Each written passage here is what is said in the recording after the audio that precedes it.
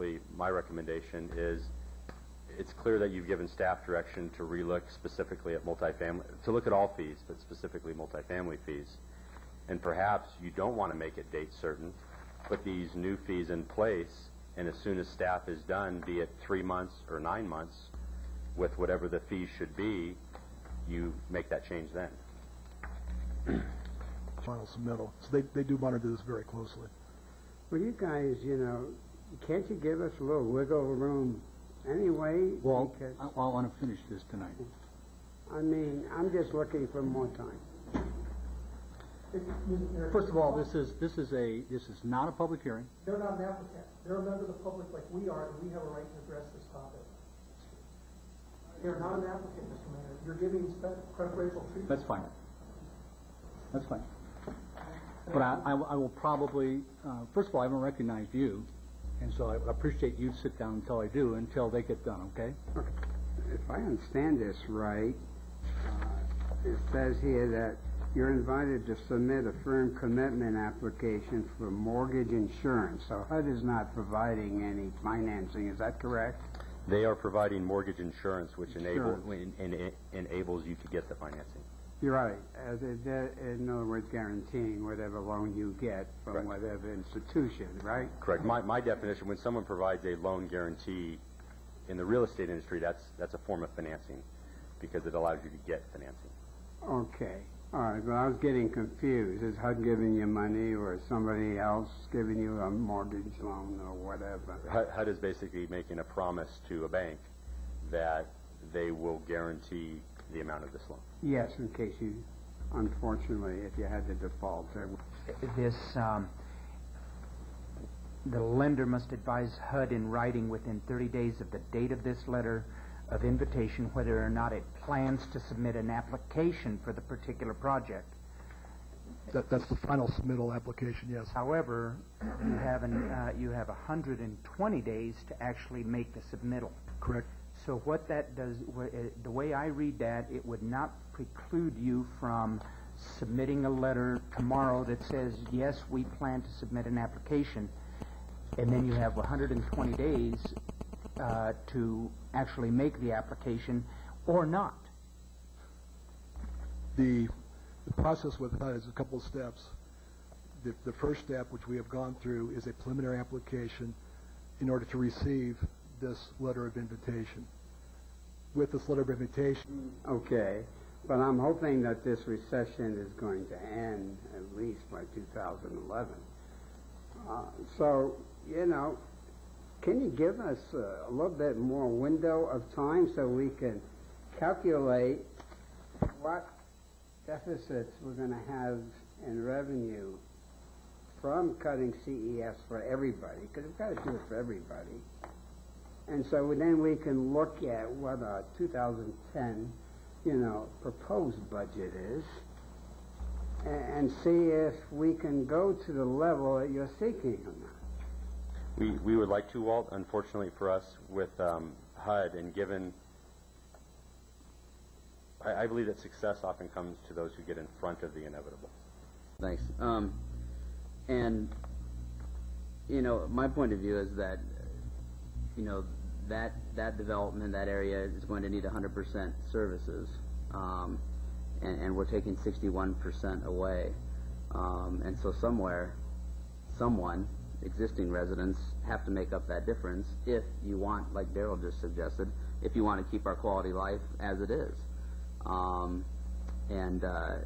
You know, and I've said this many times, you either don't do that and our quality of life goes down if we assume that basic services are needed and everybody wants those, or you tax people to make up the difference, or you assess many more city fees to make up that 61%. So somebody's got to make it up. We've used the term backfill or whatever. Somewhere along the line, you got to backfill that if you want to have the same quality of life that you're used to. The other assumption that I think is false is that multifamily housing requires less infrastructure and city services. We've seen recently, unfortunately in the news, with some of the apartment complexes, with a large fire, with some crime, at some of these multifamily units, that police and fire services seem to be needed perhaps more at some of these places. So You know, I don't think that's completely accurate. Yes, you don't need it with some of the other infrastructure, but some of the services, I think you need more, and I'm not sure I'm willing to reduce those by 61%. That doesn't make much sense to me. And then the other thing I have is that we've heard a lot that there's, you know, that multifamily housing is in great demand. But I just read a report that came out the other day that moved it from 6.1% vacancy rate for multifamily to 7.07 vacancy rate. That's the Brinkman Real Estate Investment Group came out with a report, a local group. And, you know, I don't think that can be considered smart growth when we're above. They said if you have a good equilibrium if you're at 5% vacancy rates. And at 7.07, we're higher than that. The demand doesn't seem to be there for me. And yes, and I understand. I think the counter argument would be, well, these are a higher class, you know, a higher quality, higher class of multifamily complexes that we're talking about, at least in this one instance. But in that case, you know, I would go back to the suggestion I brought up 2 weeks in a row or 2 meetings in a row, and that's, let's do something like Denver and other communities are doing, and let's waive, you know, temporarily waive the remodel repair fees for all homeowners, and so we can kind of give a boost to them and a stimulus to them to improve the quality of our housing in town across the board, and still create jobs and help our retailers and help those hardware stores, and I hope we still consider that. But those are some of my issues. It has nothing to do with length of time, or I want to make sure that we sustain our quality of life through the CEFs that we've done. And I'm all for looking at and studying this and looking at this and reevaluating if it comes back and says we're way off base. But I tend to agree with Cecil that I'm not sure we're looking at all the numbers, and I want to take a little more time to do that and not rush into it for one project. Well, Chad developed this and build this, I hope, and that we need to calculate, because we're in our 2010 budgeting session, we need to calculate what kind of projects we're going to have to delay or cancel because of the lack of revenue. Now, I realize we're not getting any revenue now to say... Okay. Is there any other questions? not right now. Okay. Thank you. Mr. Mayor. No, My point is, Mr. Mayor, and I understand when you want an applicant to have the last word, I understand the legal necessity for that. But Yeah. my name is, well, McWhinney employees never give their home address. They did. So no, they gave their work address. That's okay. Just give you I your name and live your work address. in Loveland, Colorado. I have more than a handful of rental properties in this community. Did you give your name?